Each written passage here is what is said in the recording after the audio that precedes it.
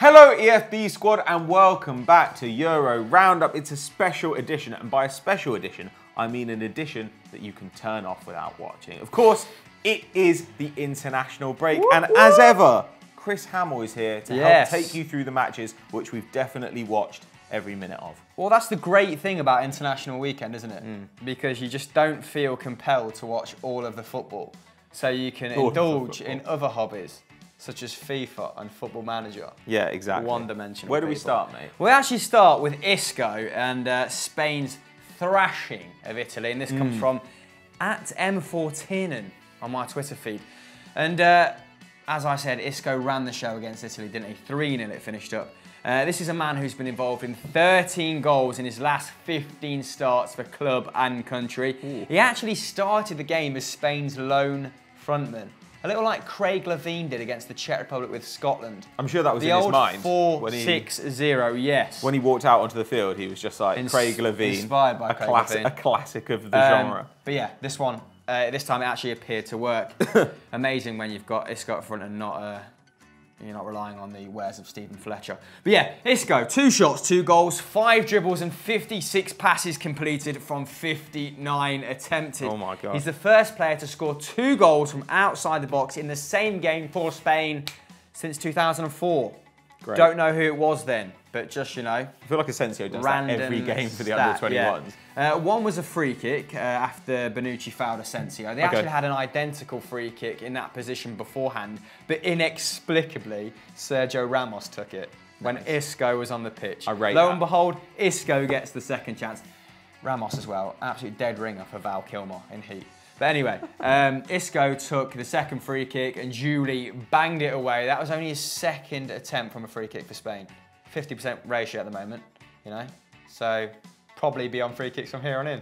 Yeah, I'd imagine so. I mean, Italy, they weren't great, were they? Like, look, Belotti did the best that he could. He did test De Gea, pretty powerful shot, but not as good as Isco's. A left foot pile driver that kind of ended the comeback before it began. A rasper. But really what we need to talk about, we need to have a little moment's silence for Marco Verratti, who was murdered this weekend. He was murdered, then he was brought back to life and murdered again.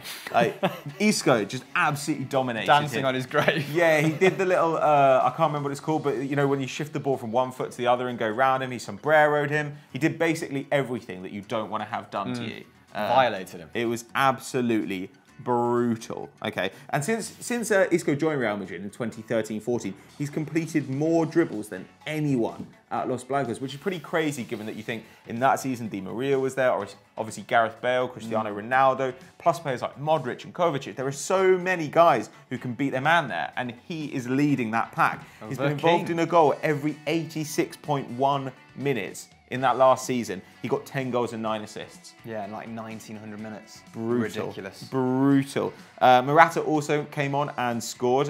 Good work by Sergio Ramos on the counter, as usual. Not sure what he was doing up there, but it was a sumptuous ball across the box. Exactly, and you're playing Italy. Like, you're not playing like San Marino. Take it seriously, Sergio. But obviously, he didn't need to. And Morata's now got 3 in 4 qualifiers, so he's in some fantastic form at the moment.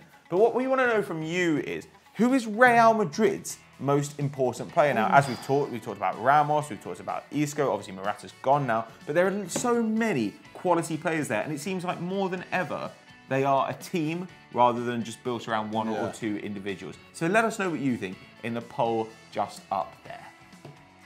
Our first losers come from Jordan Rollins on Twitter, and he's put the USA in the bin because they lost 2-0 at home to Costa Rica with 2 goals from Marco Urina. Now, the USA had the better of the play with 61% possession. They had 14 shots to Costa Rica's 9 also, but both teams only managed 2 shots on target. I'm painting quite the picture for you here, aren't I, Pato? Not a great game by any means, but the USA should have had a penalty when Josie Altidore, the brick house, was brought down from 12 yards out. They should have just let him shoot. He was terrible whilst alone at Sunderland. I think he's faring slightly better in the MLS. But yes, Los Ticos immediately took the lead with Brian Ruiz. What a lid on that man. Slipped in urethra, who held off the USA defence far too easily, giving his side the opener. Now, Tim Howard in this game, normally the USA's go-to man, Captain America, when their backs are against the wall, had an absolute shocker, Pato, letting in both shots he faced, whilst Keylor Navas' counterpart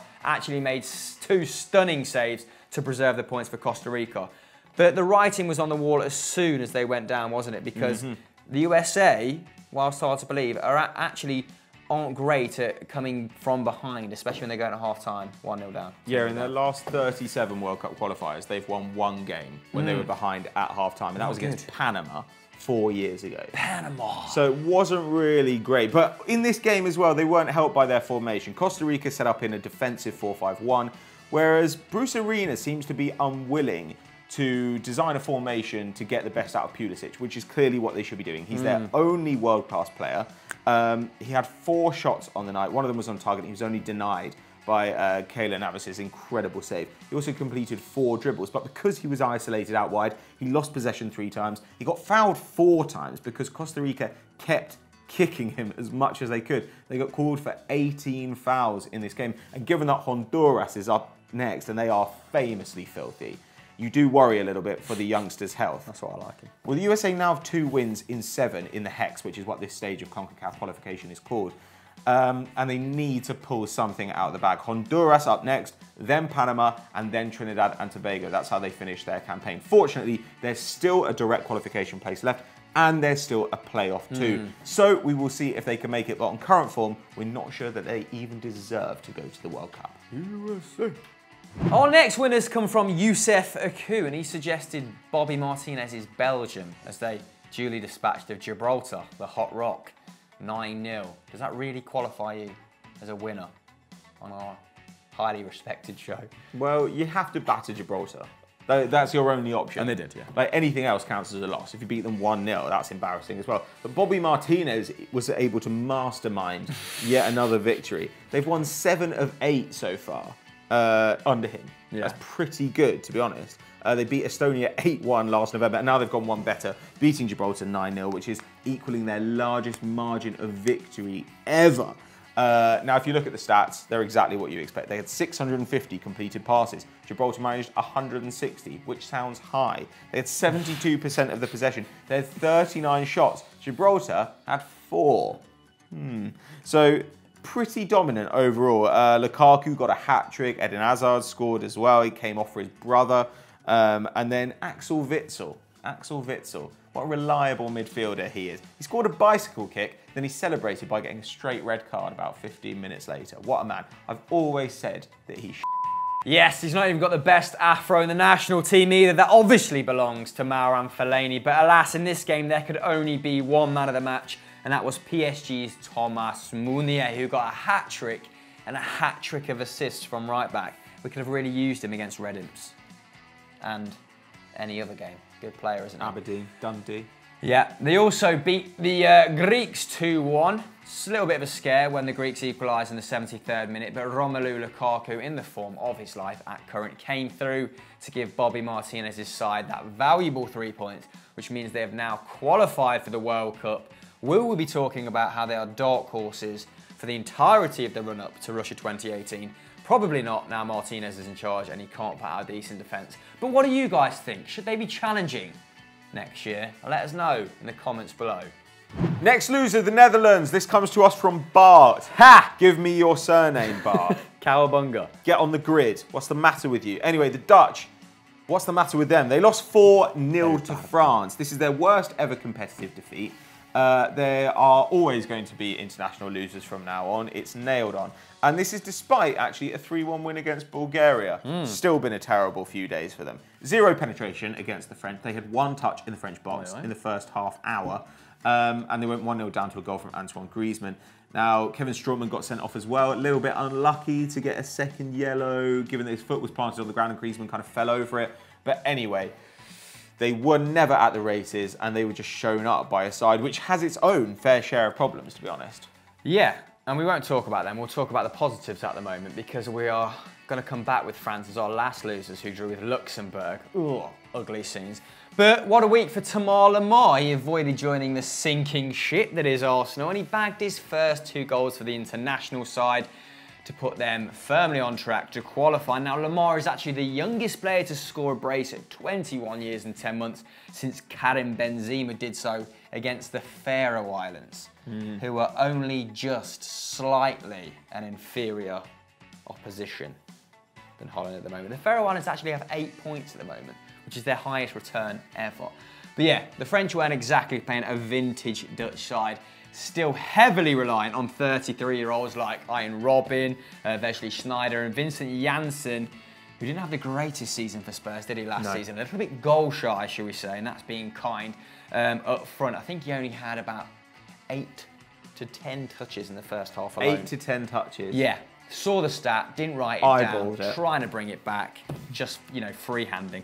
But yeah, Deschamps' trusted combo of Giroud and Griezmann paying off yet again after 15 minutes when good work from Sidibe, who won back the ball, Giroud who set up Griezmann, and Griezmann who went through to tap it in, put Les Bleus in the lead.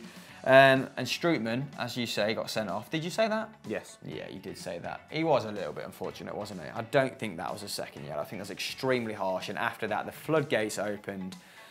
But as we've seen with their subsequent result, which we're going to touch upon, France, by no means a finished article, despite all those promising youngsters and that massively deep squad.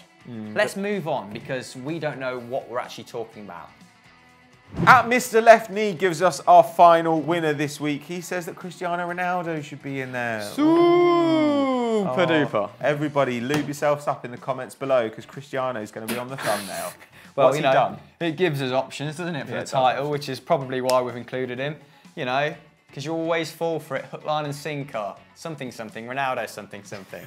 Anyway, he scored a hat-trick against the minnows, the Faroe Islands, who, you know, as we said before, they're giving it a good go, but bless them, they get, they get a firm spanking when it comes to the big boys, don't they? Which actually means before the Hungary game, which was played last night, which you're going to talk about in a mo, Ronaldo had actually contributed to 23 goals in his last 21 international appearances. That's bananas. In fact, after assisting William Carvalho, who also scored on the night, which is why I said assisting, he contributed to 17 goals in 11 games. Oh my God. Frightening form. He's now scored 48 career hat-tricks, 5 of them coming on the international stage, which means he scored more hat-tricks for Portugal than Victor Anichebe got goals last season. Or in his Always find a way to get Anichebe in there. It also means he's now scored 78 goals for Portugal, which is 1 more than Pelé managed for Brazil. So now we can stop talking about, you know, Pelé being in the top 3, because it's clearly Messi, Maradona or Ronaldo in that order. Do you agree? Let me know in the comments below. The only European player who has more international goals, Pato, is the great Ferenc Puskás, who got 84. So still some way off. 6. Maths. That is pretty good. You take over now. I've run out of words. Well, on the topic of Hungary, segue. Ronaldo actually assisted Andre Silva in a tight away game after that thumping of the Faroe Islands. Yeah. They got a 1-0 win, and Ronaldo obviously turned creator in that game. So it's good that at this age, he's still capable of laying on goals for the people around him. As a result, Andre Silva now has 9 in 15 international appearances. So he looks set to take the mantle on when Ronaldo eventually turns, you know, 60 and stops playing professional football or whatever. But they're still behind Switzerland in the group by 3 points. Switzerland have played 8, won 8 in that group. Really impressive stuff. And in the final game of qualifying, those two teams face off against one another. So who will come out on top? Does it matter? Ooh. Will I watch it? Probably not. See you later. Good chocolate though. Last but not least, we had to include France for the second time in this wonderfully constructed script. Note the sarcasm. Because at the 11th hour, Pato, as I was retiring to my abode, I saw they'd drawn great English from me, 0-0 with a side who is also the capital of their own country. Guatemala. No, Luxembourg. Take over. Yeah, what a performance, mate. You beat the Netherlands 4-0, then you go up against a team who basically has a fake Netherlands flag as their national flag, and you draw 0-0 despite having 34 shots, despite having Pogba, Griezmann, all the talent, all the French names. 0-0, unbelievable. Luxembourg now on 5 points above Belarus in qualifying. Pretty impressive stuff.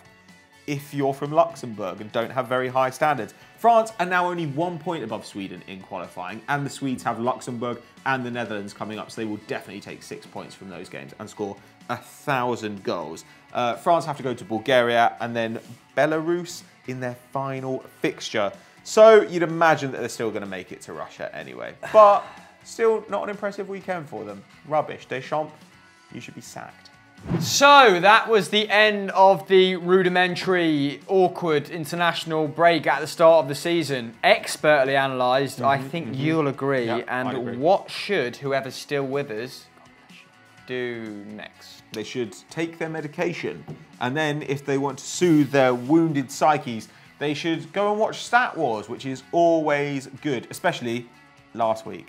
Drink it in. Little hint about the result there. And of course there's Continental Club, Football Mundial. There's also Football Daily, which has Joe on it if you like that sort of rubbish. And make sure you like and subscribe.